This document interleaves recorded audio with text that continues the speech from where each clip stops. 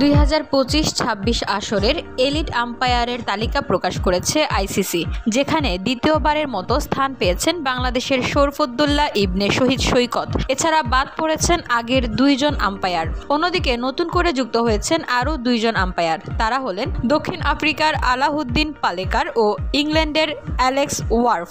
আর তালিকা থেকে বাদ পড়েছেন বসুন্ধরা, উত্তরা, বনশ্রী, কুড়িল ও বাড্ডা সহ রাজধানীর বিভিন্ন স্থানে অভিজাত ও অত্যাধুনিক মানের ফ্ল্যাট কেনার এক নির্ভরযোগ্য প্রতিষ্ঠান pleasant properties limited.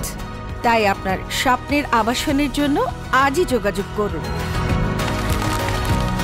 Pleasant properties limited, where destiny matches eventually. Palekar ও ওয়ার্ফ উভয়ই সাবেক ক্রিকেটার এবং ইতিমধ্যে আন্তর্জাতিক ক্রিকেটে অভিজ্ঞ আম্পায়ার হিসেবে পরিচিত।